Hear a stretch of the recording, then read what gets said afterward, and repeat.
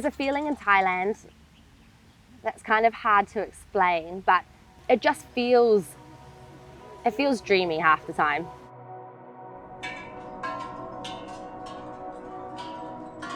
If you're stuck, there's always someone to help you. If you're hungry, there's always someone to feed you. If you're lost, there's always someone to pick you up in a song towel or chuck your bike on the back of a moped. It's a very easy place to be. It's a very safe place to be. The culture, the people, everything is sabai, which basically just means like easy. And from kind of a logistics point of view, it's really easy to cycle here. The food's amazing. You can be on top of a mountain and you'll still find people that can help you out if something goes wrong. But the riding itself is brutal. When we first toured, we came through Thailand. We got a recommendation to go through kind of an off-road section by a river. It was one of the hardest days we'd ever done. And Sam looked at me and he said, "Bec, is it just me or was this the best day we've had on the bikes?" In a very kind of Sam and Bec way, we were just all in straight away. We met Nu at Triple Cats Cycles, and he was kind of the catalyst for us to make our kind of bikepacking dreams come to reality. Nothing's too much for Thailand, and so to bikepack here is very approachable. I've seen cyclists here get rescued where they're holding their bike on the back of a motorbike and someone's just like, "Yeah, jump on," and you're like literally holding their bike.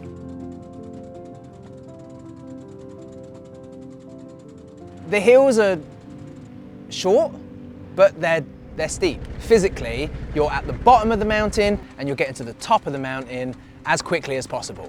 And usually in a Thai vernacular, that is just straight up. That is Thailand. It's like beautifully brutal. You'll be riding along on like a relatively flat piece of dirt road and it'll be beautiful and there'll be birds and you'll be like, "Well, this is amazing." And then out of nowhere will come like a 26% hill. It's 12 o'clock, 34 degrees, no shade at all.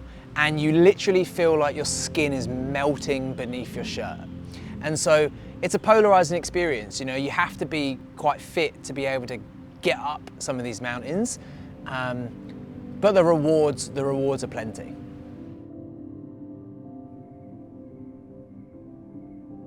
There's literally thousands of kilometers of just dirt roads.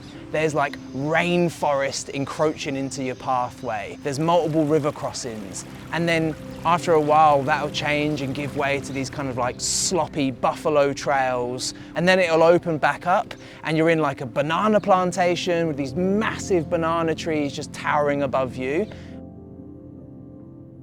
Would appeal to bikepackers who like hills, but also they're not just that. You can have a really intensive bikepacking trip where you're cycling all day, every day, or you can have a trip where you do one day on, one day off and relax. There's a real mix of ways that you can cycle Thailand. There's not one right way to do it. There are so many trails here that are beautiful little villages. Pulling into a small town in the morning when everything's kicking off is one of my favorite feelings. People are cooking on the side of the road and you can feel the chili go into your eyeballs as you cycle past. It's almost like you're so immersed in it. You taste everything, you smell everything that you go past. One of the best things about bikepacking in Thailand is the bountiful amount of food. There's a phrase, "Gin kao," and it basically means like, have you eaten rice? And more often than not, people will say "gin kao" over and above saying hello. Like, food is really integral to Thai culture and something that they're really proud of. One of the best things that you can ever do when you're eating in a restaurant is share your enjoyment. If you find something that you love and you say like, "Aloi mak," which means like really delicious, then you just see like the Thai chefs, they just come alive. It's so affordable, it's so delicious, and it's just everywhere. My relationship with food and coffee when I'm on the bike is almost religious because my entire days revolve around it. I build routes based on like the best food spots. I base routes on coffee shops. Thailand's a treasure trove of food. There's just so much.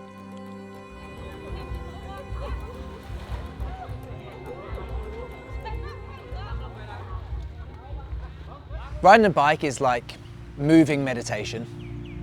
There's something I find about the kind of gyroscopic nature of wheels turning and sort of self-propulsion that it enables me to kind of dial in a focus, which I can't in kind of just day-to-day life. Definitely having bad mental health days is a part of it. Especially when you travel long term like us for months and years on end. I've found ways to kind of self-regulate, whether that's through meditation and my own sort of discoveries there, or whether it actually, like sometimes the best way for me to kind of get through a bad day is actually to ride my bike. That is another reason why Thailand is really special to Sam and I specifically, is that kind of this is where we fell in love, but it's also where I fell in love with meditation. It's where, Sam fell in love with Buddhism. And it has become a part of Sam and I's everyday life. It keeps it more sustainable. It allows you not to get burnt out as quickly. And it is just so accessible here. Prior to the bike, I didn't have a very healthy relationship with myself. For a few years in Australia, I was heavily reliant on alcohol. Undeniably, I think part of my initial attraction to the bike was a sense of escape. I renegotiated and beat my relationship with alcohol. I'm now 4 years sober.